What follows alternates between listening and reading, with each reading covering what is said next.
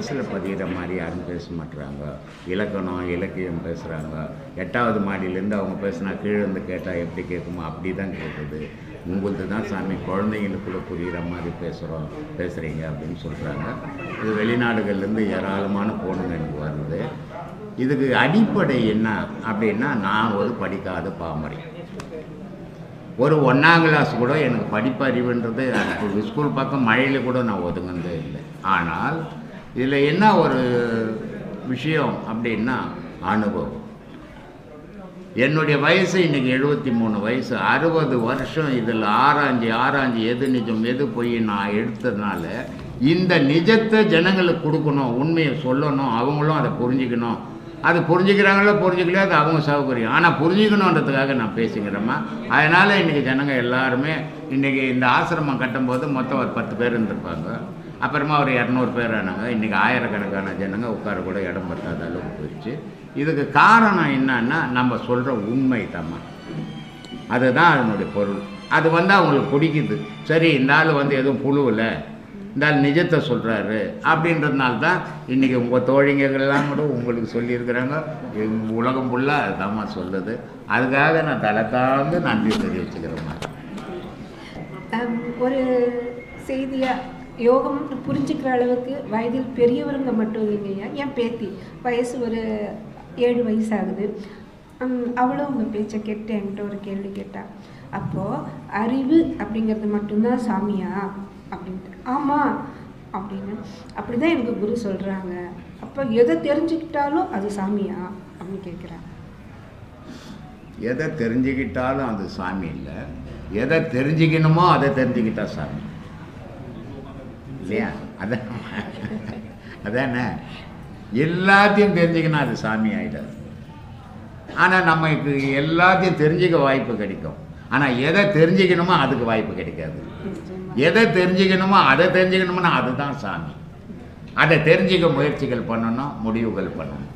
அப்படி பண்ணும்போது கண்டிப்பாக அது நடக்கும். அப்புறம் அவளை இன்னொரு கேள்வி கேட்டா, சொல்லுமா. மனமே குரு அப்படின்னு சொல்றீங்க. மனமே குருனா என் மனசில் நினைக்கிறதெல்லாம் சரியா? அப்போ அது குருவாக இருக்கிற குருன்னா நமக்கு தெரியாதது சொல்லி கொடுக்குறவர் அப்படின்னீங்க. நமக்கு தெரியாதது சொல்லி கொடுக்குற மனசு சொல்கிறதெல்லாம் சரியானதா? மனசு சொல்கிறதெல்லாம் சரியானதுன்னு எடுத்துக்க முடியாது. அதே நேரத்தில் மனசு சொல்கிறதெல்லாம் சரியில்லைன்னு எடுத்துக்க முடியாது. ஏன்னா அது கூட புத்தியும் அறிவும் இருக்குது. மனசு சரியில்லாத சொல்லும்போது புத்தி சொல்லும், இது சரியில்லைப்பா, நீ பண்ணுறது இப்படி பண்ணக்கூடாது, இப்படி பண்ணணும்னு புத்தி சொல்லும். அறிவு சொல்லும், ஆமாப்பா நீ இவர் சொல்கிறது தான் சரி, நீ செய்கிறது சரியில்லைன்னு சொல்லும். ஏன்னா மனம் மட்டும் இல்லைங்க, அறிவும் சேர்ந்துக்குது, புத்தியும் சேர்ந்துக்குது. அப்போ அது ஆலோசனை சொல்லும்போது அந்த மனசு தன்னுடைய செயலை மாற்றிக்கும் போது நல்ல செயலில் போகும். அதே மனசு நல்ல செயலை விட்டு தீய செயலுக்கு வரும். அப்போ புத்தி சொல்லும், இல்லைப்பா நீ தீய செயலுக்கு போகிற, நல்ல செயலில் இருந்த தீய செயலுக்கு வர, இல்லை நீ ஒன்று எனக்கு புத்தி சொல்ல வேணாம், எனக்கு தெரியும்னு போய் தீயத்தில் மாட்டிக்கும். அப்போது தீயது போனாலும் நன்மை இது போனாலும் மன முடிவே தான். இப்போது தீயதை செய்யலாமா, எதை தெரிஞ்சால் கடவுள்னு உங்கள் பேத்தி கேட்டது. இது எது கேட்டது? நம்ம சொல்லி கொடுத்து இதை கேளுன்னா கேட்டோம், அது கேட்டது. அப்போ அதனுடைய மனம் பேசுது, அதனுடைய மனம் கேட்குது. அது கேட்ட தொட்டு, அதனால தான் அதுக்கு குருன்றது மனசு. அந்த மனம் அதுக்கிட்ட குரு இருந்ததால தான் இந்த கேள்வி உங்ககிட்ட கேட்டது. அதுக்கு குரு இல்லைன்னா இந்த கேள்வி வராது. ஆனால் இப்போ நம்மெல்லாம் இருக்கிறோம் வெளி குரு தான். இது இடையில் வருவோம், இடையில் பிரிவோம். இப்போ ஒரு காலேஜில் போய் படிக்கிறீங்க, 4 வருஷம் அறிவு போதனை பண்ணுறாரு ஒரு ஆசிரியர், நான் கடைசி வரைக்கும் அவர் கூட இருக்க போகிறீங்க, பிரிஞ்சிடுவீங்க. அடுத்தது ஒரு தொழிற்சாலைக்கு போகிறீங்க, அங்கே ஒரு தொழில் செய்கிறீங்க, கடைசி வரைக்கும் அங்கே வேலை செய்ய போகிறீங்க, குறிப்பிட்ட வயசு வந்து பிரிஞ்சிடுவீங்க. ஆனால் மனம் என்ற குருவு பிறப்புலேருந்து இறப்பு வரைக்கும் பிரியறதே கிடையாது. அதுக்கு பிரிவே கிடையாது. அது பிரிஞ்சிருந்தா நீ இருக்க மாட்ட. அப்படிப்பட்ட பொருள் அது. அதனால் அதனுடைய சொற்படி தான் இயக்கத்தை செய்ய முடியும். இப்போ நான் இங்கே பேசுகிறேன், இப்போ உங்கள் நண்பர்கள் சொன்னாங்க இவர் நல்லா பேசுகிறாரு, நல்ல விஷயங்கள் சொல்கிறார், மனசு மாறி இருக்குதுன்னு. இது எது கேட்டுது? மனசு கேட்டுது. அப்போ நான் சொன்னது அந்த மனசுக்கு பிடிச்சதால எடுத்துக்கிச்சு. அந்தாலும் எதையோ பேசுங்கிறேன், அதை போய் எடுக்கிறேன்னு அதே மனசு தான் அது வானான்னு போடுது. அப்போது அடிப்படை மனசு தான் மனுஷனுக்கு முக்கியம். அந்த மனம் இந்த இடத்துக்கு போகலாம், இது நல்ல விஷயம் தெரிஞ்சால் தான் வரும். இது இந்த வேலை நமக்கு என்னத்துக்கு வேறு இடத்துக்கு போகலான்னா வேறு இடத்துக்கு போகும். அப்போது வெளியே இருக்கிற குரு உங்கள் முடிவு பண்ணுறதில்ல, தாய் தகப்ப முடிவு பண்ணுறதில்ல, அவன் மனம் முடிவு பண்ணுறது தான் எடுத்துக்கும். அதனால தான் மனசு தான் குரு ஒருத்தனை வழி நடத்துதுன்னு சொல்கிறோம்மா. சொல்லுமா. சின்னியா ரொம்ப தெளிவாக இருந்தது, புரிகிற மாதிரி இருந்தது. இதை நான் என் பேத்திக்கும் சொல்லி விளக்க முடியும். இதுதான் ஐயாவுடைய சிறப்பு. பெரியவங்க மட்டும் இல்லை, சின்ன 5லேருந்து 7 வயசு குழந்தைக்கு கூட சொல்கிறது புரியுது. எந்த ஒரு புரிஞ்சிக்கவே முடியாத தத்துவமோ அதுவும் இதையோ சொல்லி குழப்பறது இல்லை. வாழ்க்கையை எப்படி வாழணுங்கிறது ஐயா கிட்ட தான் தெரிஞ்சுக்க வேண்டியிருக்கு. நம்ம வாழ்க்கை முறை ரொம்ப கஷ்டமாக இருக்கிறதுனால. ஐயா, எனக்கு உங்கள்கிட்ட இன்னொரு கேள்வி கேட்கணும். உங்கள் அனுமதியோடு நான் அடுத்த கேள்விக்கு சொல்லுமா. இப்போது எண்ணம் எப்பயுமே தூய்மையாக இருக்கணும், எண்ணம் தான் வாழ்க்கை, எண்ணம் போல் வாழ்க்கைன்னு சொல்கிறாங்க. எண்ணங்கிறது மனசில் எப்பயும் ஓடிக்கிட்டே இருக்கு. அது எப்படி நீங்கள் எண்ணம் போல் வாழ்க்கை அப்படின்னு சொல்கிறது? இல்லை, 2 விஷயம் இருக்குது. எண்ணம், கருத்து, இது 2 விஷயம். இது 2மே மனசு வாங்குது. ஆனால் ஒரு நாளைக்கு 1,00,000 எண்ணங்கள் வருது. ஆனால் அது எல்லாத்தையும் வச்சுக்கிறது இல்லை, மனசு வெளியே தள்ளிடுது. ஆனால் அந்த 1,00,000 எண்ணத்தில் சில விஷயம் கருத்தாக வருது, அதை மட்டும் மூளையில் பதிவு பண்ணிக்குது. அதனால் 10 நாள் பொறுத்து கேட்டால் கூட அந்த கருத்தாக இருந்தது திருப்பி சொல்ல முடியுது, எண்ணமாக வந்ததை சொல்ல முடியல. ஏன்னா எண்ணமாக வந்தது கலைஞ்சி போச்சு, கருத்தாக வந்தது இருப்பாகி போச்சு. அந்த இருப்பாக இருக்கிறத தான் பேசுகிறோம், இருப்பாக இருக்கிறத தான் சொல்கிறோம், எண்ணமாக வந்ததெல்லாம் சொல்ல முடியல. அப்போது அந்த கருத்தாகப்பட்டது எப்படி நீ எடுத்துக்கிறியோ அதுக்கேற்ற மாதிரி வாழ்க்கை அமையும். எல்லா கருத்தையும் இது நன்மைக்கு தான் பயன்படுத்தணும், நல்லதை தான் செய்யணும், நல்லது தான் போகணும் அப்படின்னு அந்த கருத்தினுடைய படி நீ போனேன்னா எண்ணம் போல் வாழ்க்கைன்றது அதுக்கு தான். மகிழ்ச்சி. அப்போது என் பக்கத்தில் இருக்கிற இந்த தோழியை கேட்டாங்க ஒரு கேள்வி ஐயாவுக்கிட்ட கேட்கணும். பக்கத்தில் இருக்கிறவங்க இவங்க கேட்டாங்க, அது உங்ககிட்ட கேட்க பயமாக இருக்குது, அதனால் நீங்கள் கேளுங்க அப்படின்னாங்க. நான் தான் சொல்கிறேனே, எதை பற்றி ஒன்றாலும் கேளு, தெரிஞ்சால் சொல்கிறேன், தெரியலனா தெரியலன்னு போகிறேன். தெரியும்னு சொல்கிறதுனால நான் பெரிய ஆளாக போதில்லை, தெரியலன்றதுனால நீ சின்ன ஆளாக போதில்லை. நீங்களாக தான் போகிறீங்க, நானாக தான் போகிறேன். அவங்க ஜாதகம் பார்த்து தான் கல்யாணம் பண்ணணுமா, ஜாதகம் பார்க்காம வெறும் மனசொத்துமை பார்த்து கல்யாணம் பண்ணிக்க கூடாதா, பிரச்சனை வருமா அப்படின்னு கேட்குறாங்க. இப்போ நான் கல்யாணம் பண்ணிக்கிறதா இருந்தால் ஜாதகம் பார்க்காது பண்ணிக்கலாம், ஏன்னா என் மனசு அது தேவைப்படலை. ஆனால் என் பிள்ளைக்கு ஜாதகம் பார்த்து தான் பண்ணணும். இல்லைன்னு சொன்னால் அவன் மனசு இருந்தாலும் அந்த பொண்டாட்டி செத்து போச்சுன்னு வச்சுக்கோ. அப்போவே சொன்னேன், நான் ஜாதகம் பார்த்து பண்ண சொன்னேன், இந்த பொம்பளை கும்மால் அதை எத்தையோ போய் கட்டி வச்சுட்டு செத்து போச்சு, என் வாழ்க்கையில் இந்த பொம்பளையால் போச்சுன்னுவான் சொல்லுவான்ல. அப்போ ஜாதகம் பார்த்து தானே ஆகணும்.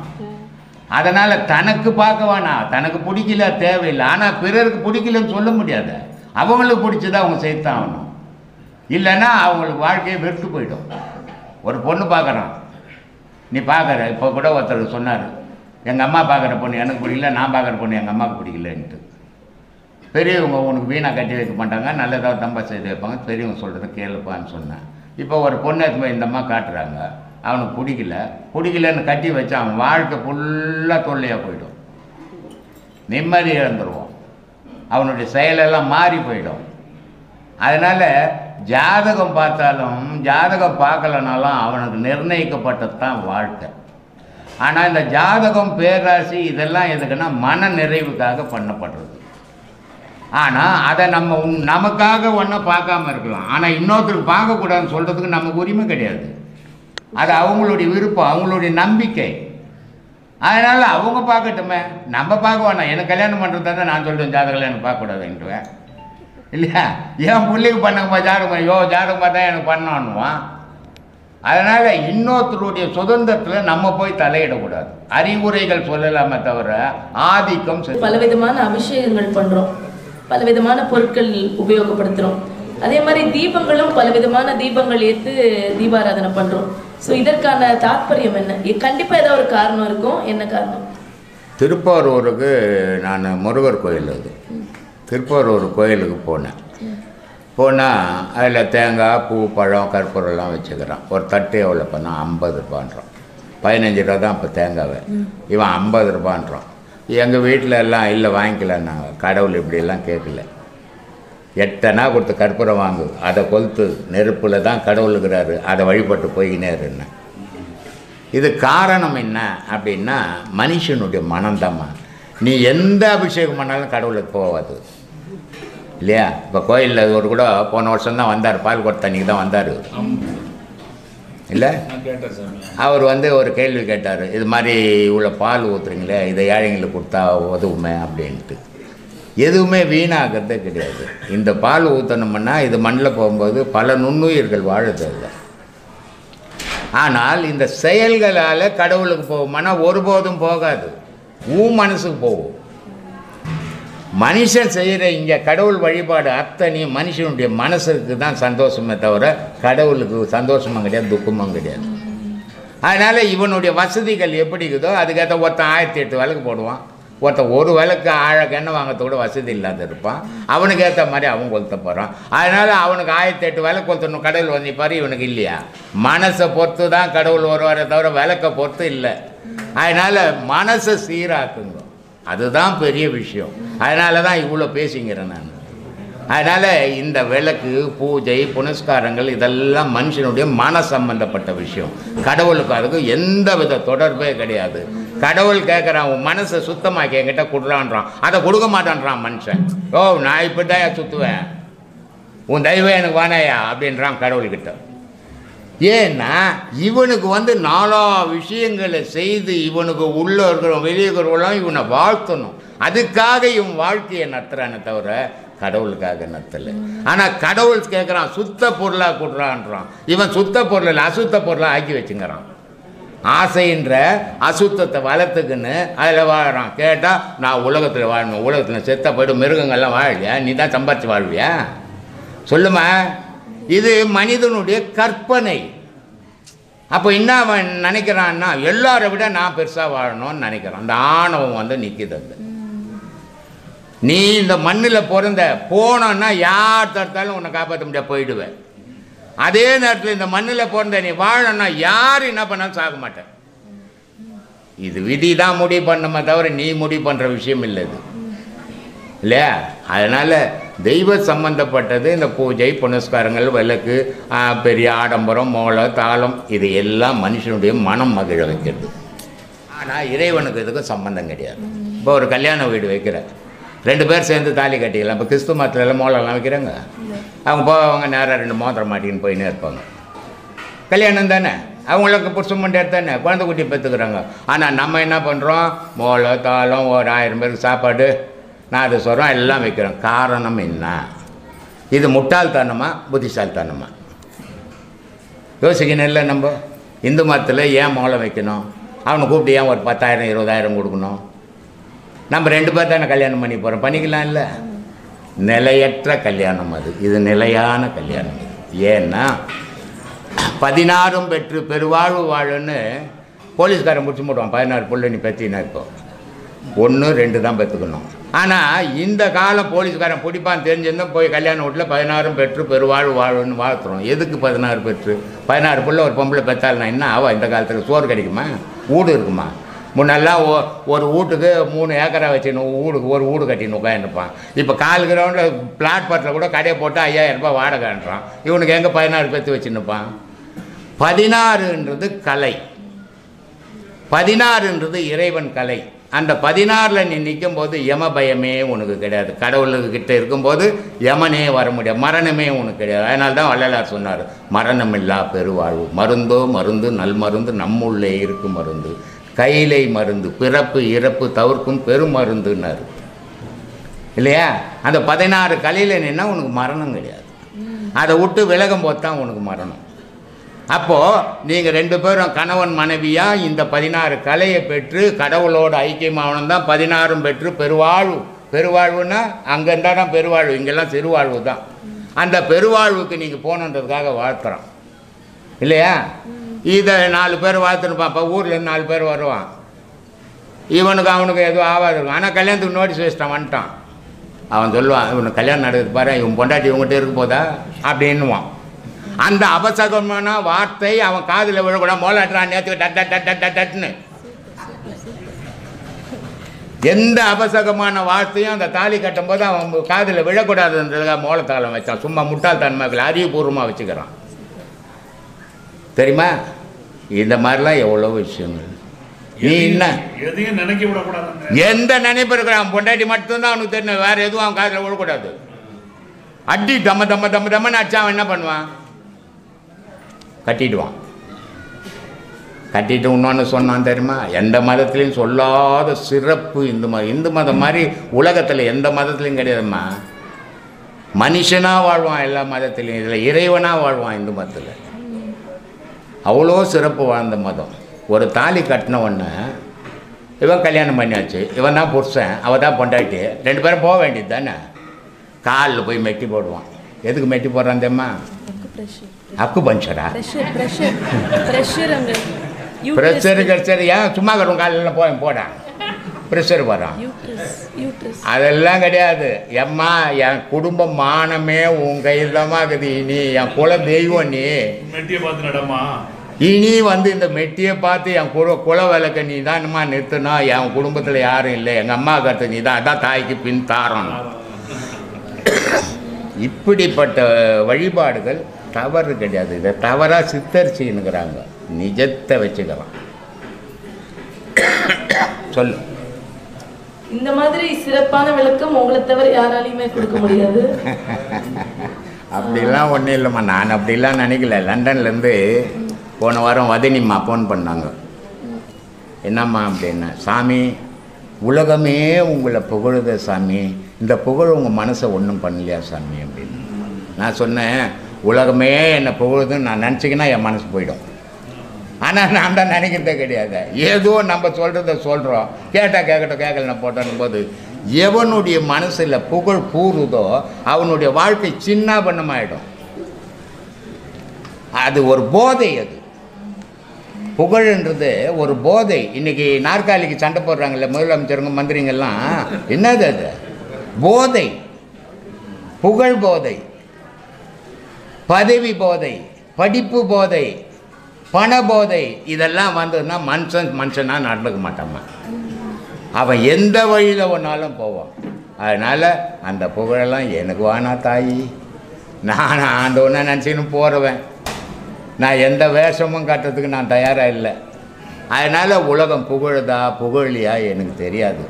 ஆனால் என்னுடைய கடமை, எனக்கு இறைவன் இட்ட ஆணையை நான் செய்துன்னுக்கிறேன். என் தொழில் செய்துன்னுக்கிறேன். நான் யார் புகழ்றான் யார் திட்டுறான்னு நான் அதை யோசிக்கிறதே கிடையாது. அதனால் என்னை ஒன்றும் பாதிக்காதுமான்னு. இல்லை சாமி, நாங்கள் அந்த மாதிரி பப்ளிக்கில் போகிறதுக்கு எங்களை பக்குவப்படுத்து மனசை. மனம் பக்குவப்பட்டால் பாதிக்காது, பக்குவப்படனா பாதிக்கும். ஒரு பெரிய மரத்தை வெட்டணும்னா கத்தி எடுத்து போய் வெட்டணும், சின்ன கண்ணை கொண்டு கிள்ளி போட்டுடலாம். அந்த மாதிரி பெரிய மரமாக்குவோம் மனசை, பாதிப்பு வராது. கண்ணாவே வச்சிருந்தீங்கன்னா கிள்ளி போட்டுடுவோம் அப்படின்னு. அது மாதிரி எந்த புகழுக்கும் நான் அடிமையாக வரதில்லை. பெரிய விஷயத்தை அவ்வளோ சீக்கிரமாக ஈஸியாக சொல்லிட்டிய. புகழ் கட்டின ஆளே கிடையாது. ஏன்னா அது மாதிரி இல்லை. யார் ஆன்மீகத்தில் நிறைய புகழ் அடிமையாக. எதுக்கு சாமி? என்ன பண்ண போகிற? என்ன பண்ணப்போ? சரி, உன்னை ஓன்னு உலகம் புகழுப்பா. என்ன பண்ணப்போ? நீங்கள் ஒரு 1000 வச்சிருப்பியா? எந்தெந்த வாயெல்லாம் உன்னை புகழ்ந்ததோ அந்தந்த வாயெல்லாம் சின்ன விஷயத்துக்கு உன்னை திட்ட ஆரம்பிச்சிடும். அது ஞாபகம் வச்சுக்கணும். அதனால் அந்த புகழை ஏற்றுக்குவானா, அவன் திட்டுறதையும் நம்ம ஏற்றுக்குவானா. நம்மளாவே இருந்துட்டு போகலாமே. ஏன் நம்ம போய் அந்த புகழை ஏற்றுக்கணும், அவன் திட்டுறதையும் வாங்கிக்கணும்? சொல்லு. மனுஷனுடைய ஒரு ஆன்மீக பயணத்தில் சின்ன சின்ன தவறுகள் நடக்கும். தன் அறியாமல் தவறுகள் நடந்துடும்.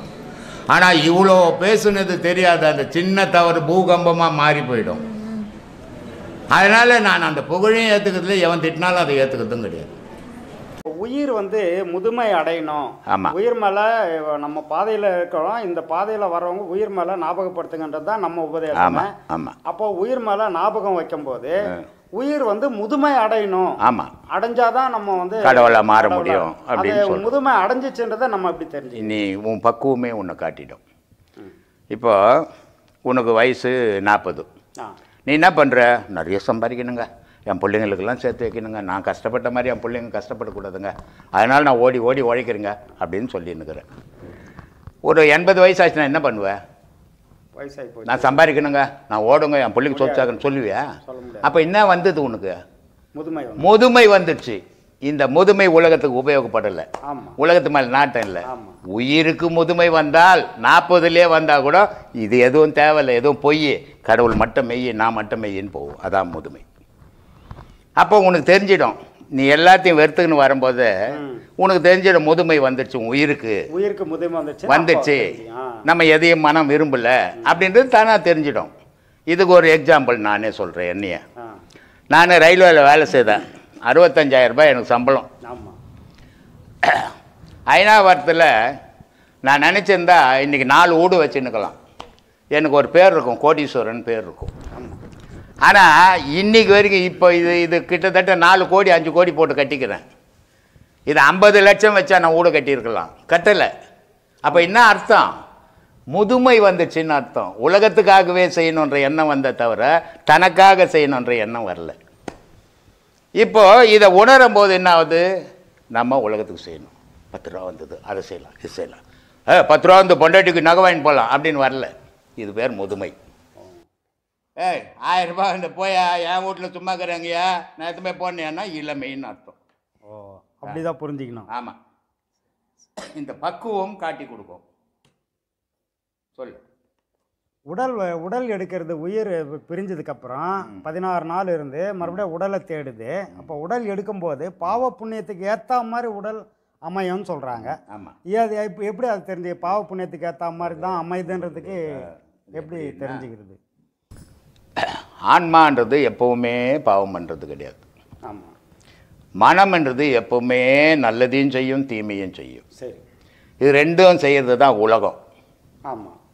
நன்மை செய்யறதும் தீமை செய்யறதும் உலகம். உலக செயல்பாட்டுக்கு அடிப்படை மனசு. அப்போ இந்த மனசு நன்மையும் செய்தது, தீமையும் செய்தது. இறக்கும் தருவாயில் ஒருத்தனுடைய மனம் வாழுங்காலத்தில் நன்மையே செய்து வரான். முடிஞ்ச அளவுக்கு அவனும் செத்துட்டான். சரி. முடிஞ்ச அளவுக்கு தீமையே செய்கிறான், அவனும் செத்துட்டான். இப்போ நன்மை செய்த மனம் ஒன்று இருக்குது, தீமை செய்த மனம் ஒன்று இருக்குது. இது ரெண்டுமே செய்யாத ஆன்மா ஒன்று இருக்குது. சரி. இப்போ இந்த நன்மை செய்த ஆன்மா மனம் ஆன்மாவில் இணைஞ்சது. தீமை செய்துக்கினே இருந்த ஆன்மாவும் மனமும் ஆன்மாவில் இணைஞ்சது.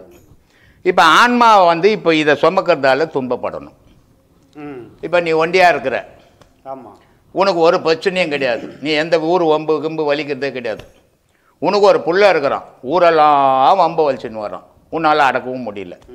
ஆனால் உன் பிள்ளைக்கு ஆபத்து வரும்போது என்ன பண்ணுறான்? உங்கள்கிட்ட வந்து இணைஞ்சிட்றான். அப்போ அந்த பாவத்தை யார் சுமக்கணும்? நீ தான் சுமக்கணும். இப்போ இந்த ஆன்மா இப்படி மனம் போய் இணைஞ்சதால ஒன்று நல்லதையே செய்த மனம் போய் ஆன்மாவில் இணைஞ்சு, ஒன்று தீமையே செய்த ஆன்மாவில் மனம் போய் ஆன்மாவில் இணைஞ்சது. இப்போ இந்த ரெண்டு ஆன்மா தான், அது மனம் இல்லைங்க. ஆமாம். இந்த மனம் இல்லாத நிலையில் இந்த ஆன்மா யோசிக்குது, இவ்வளோ நல்லதை செய்துக்குது, இது இந்த உலகத்தில் துன்பப்படாத சிறப்பான வாழ்க்கை வாழணும், அதுக்கு ஏற்ற உடல் தேடுது. சரி, அந்த உடல் எடுத்து கொடுக்குது. இந்த ஆன்மா பார்க்குது, கொஞ்சமான பாவத்தையா பண்ணிட்டு என்கிட்ட வந்து சேர்ந்துங்கிற, நீ பண்ண பாவத்தால் நான் சுமக்கிறேன், இந்த பாவத்துக்கு ஏற்ற ஒரு உடலை எடுத்து தரேன், அதுலையாவது ஒழிச்சிட்டு வந்து சேரு என்கிட்ட அப்படின்ட்டு. இது என்ன பண்ணுது? ஒரு சரியான கெட்ட கர்ப்பத்தில் போய் விடுது. இப்போ ரெண்டும் பிறந்துடுச்சு. சரி சரி. நல்லது செய்த புண்ணியம் செய்த மனம் ஆன்மாவில் கலந்ததும் பிறப்பெடுத்துக்குச்சு. தீமையை செய்த மனம் செய்த தீமையை செய்த மனமும் ஆன்மாவை பிறப்பெடுத்துக்குச்சு. இப்போ இந்த ரெண்டு எப்படி தெரிஞ்சுக்கிறது? இது நன்மை செய்திருக்குதோ இது தீமை செய்திருக்கோம் அப்படின்னு எப்படிப்பா தெரிஞ்சுக்கிறது? என்ன அடையாளங்குது அப்படின்னா இருக்குது. இந்த நன்மை செய்த ஆன்மா நல்ல நோய் நொடி இல்லாத திடகாத்தமா சாவர வரைக்கும் நல்ல செல்வத்திலேயே வளர்றோம். இந்த பாவத்தை செய்தது பிறந்தது துன்பம் நோய் நொடி வறுமை இதிலேயே வாடுது. இப்போ இது இந்த பாவத்தை அழிக்கிறதுக்கு இது அலையுது, இந்த புண்ணியத்தினுடைய சுகத்தை அறியறதுக்கு இது அலையுது. இது அடையாளங்கள் உலகத்தில். இப்படிதான் அடையாளத்தை எடுத்துக்கணும். அவர் பணக்காரர் ஆகுறாரு, நான் பிச்சைக்காரர், ஏன் பிச்சைக்காரர் நான் அப்படின்னா நான் முன் செய்த வினை இங்கே அனுபவிக்கிறேன். அவன் முன் செய்த புண்ணியம் வசதியாக வாழறான். அவன் முன் செய்த வினை சாவர வரைக்கும் தடக்காட்டு பொட்டு செத்து போகிறான். இவன் சாவர வரைக்கும் நோய் என்ன மாதிரி இழுத்துக்கின்னு நான் செத்து போகிறேன். இதுதான் நன்மை தீமையினுடைய பயன். புரிஞ்சுதா? இப்போ எங்கள் சம்சாரம் பார்க்கறதால என்ன பண்ணலான்னு யோசிச்சுட்டு இருக்கிறேன். சுயம்புன்னா என்ன? நிறைய இடத்துல சிவலிங்கம் கூட சுயம்பு லிங்கம். இது நம்ம ஐநாவரத்தில் பரசுராம கோயில்னு ஒன்று. ஆமாம். அதில் தீண்டா திருமேனின்னு மூலஸ்தானம். ஆமாம். அந்த மூலஸ்தானத்துக்கு அதனுடைய பொருள் என்ன? அதுன்னா அதுக்கு பேர் ஐநாவரம் இல்லை, அதனுடைய பேர் பிரம்மபுரி. அயன் மால் ஈசன். என்னது? 3 தெய்வங்கள்.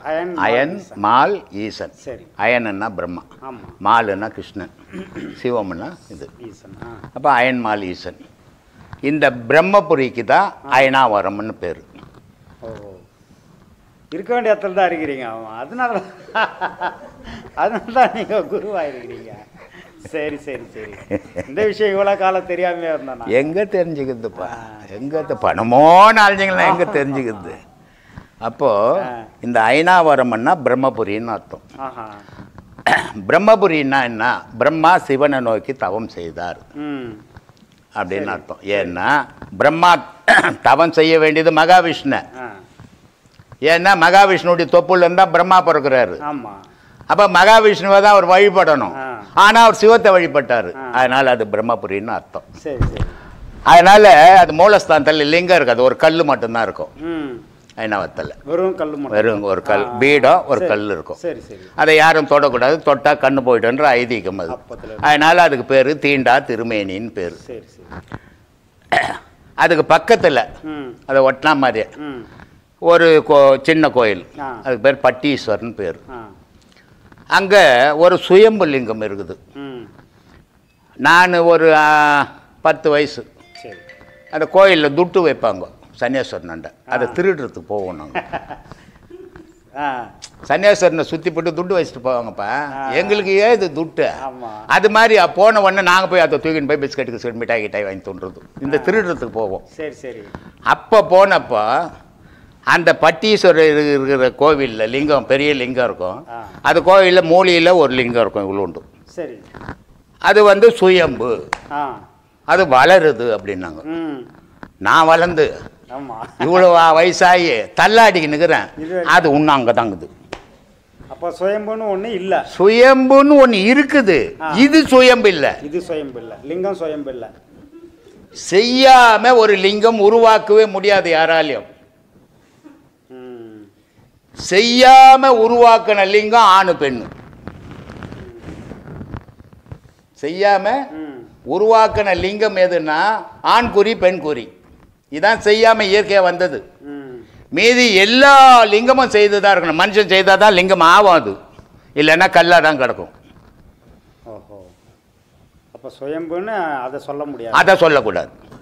அப்போ இந்த உலகத்தில் சுயம்புன்னா எது அப்படின்னா இருள். எது சுயம்பு? இருள் சுயம்பு.